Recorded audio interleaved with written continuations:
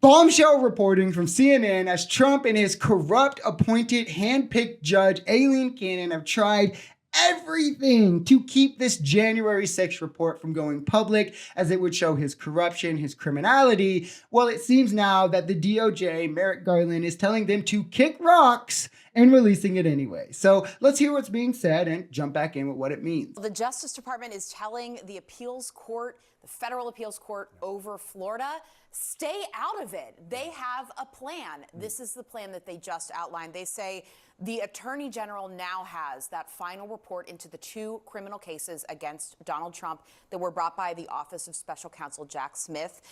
The plan is that Volume 1 of that report, which is about the 2020 election case, they plan to release that both to Congress and the public because it's in the public interest.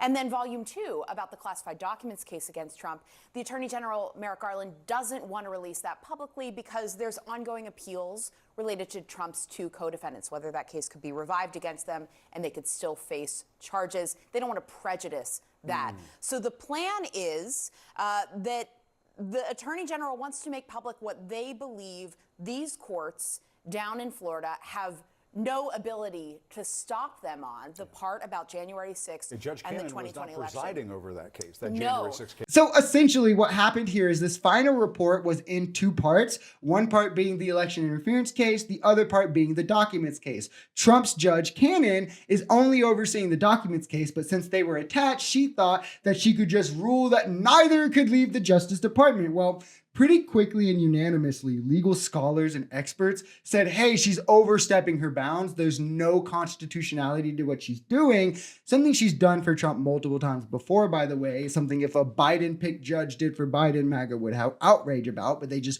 don't actually are consistent in their moral standards. But now the federal DOJ, which obviously has say over states, is saying, sorry, it's not up to you. It's up to the appellate court and us ultimately. So stay out of it, right? Meaning for the first time, the public will in full know the scope of the crimes that has been alleged and voted on to indict by a grand jury of your American peers that Trump committed, which is going to be massive. And that's exactly why Trump and Cannon tried to block it at every turn. Because, party of free speech and all, right? And remember, guys, the biggest bit of censorship, the biggest bit of stealing the election in 2020 was censoring the Hunter Biden laptop story because of all the criminality and corruption it would have showed the voters.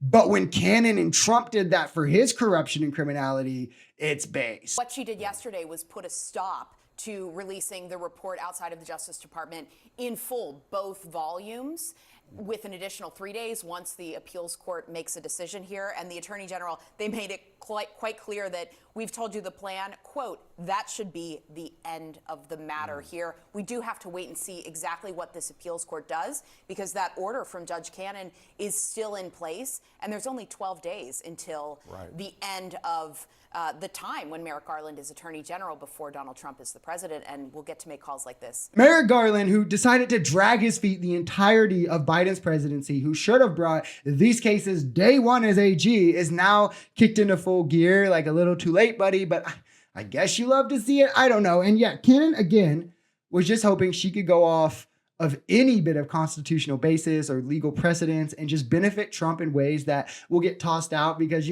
Trump won, so who cares? And I love that the DOJ is finally doing what it's supposed to do, probably the last time we'll see it do that in about 4 years, and saying, no, sorry, we're not just going to let you blatantly collude and do corruption. I mean, remember, Democrat appointed judge appointed by Obama, overseeing Trump's case, clear political corruption and bias, and the trial couldn't possibly be fair. But a Republican judge appointed by Trump throwing out his cases without legal precedent is completely fair and free and shouldn't be questioned. Okay. I think this is a perfectly fair and reasonable proposed solution by the Justice Department. First of all, with respect to the January 6th report in Washington, D.C., the Justice Department has the absolute right under law, if they so choose, to turn that over to Congress, to make it public. They should do that, and they've said that's what we intend to do. The legal dispute here really shouldn't have anything to do with the January 6th report.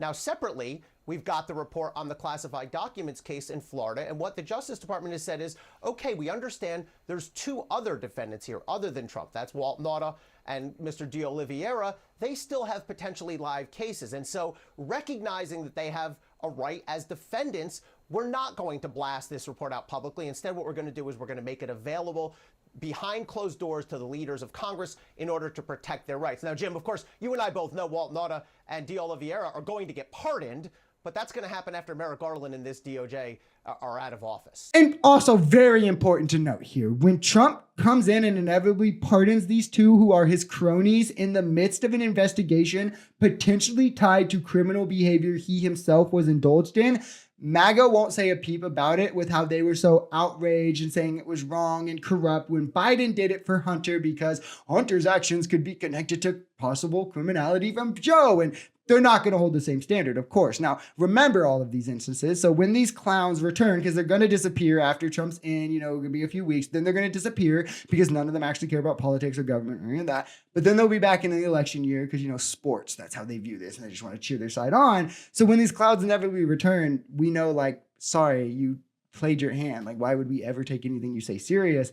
Because they only mean it when it's an attack against the Democrats, literally, right? And as you already know, despite this being the norm, what the DOJ typically does in these cases, and well within their legal right, MAGA will say them releasing these documents is more evidence of them targeting Trump, more unfair treatment for Trump, despite if they got their way for what Trump wants, it would be Trump getting this special treatment that nobody else historically has gotten, where they decide not to do this just because Trump's Trump. And what it boils down to is, since the DOJ won't treat Trump to the standard of king that he is in the eyes of MAGA, it means he's unfairly targeted. It's all based on nonsense.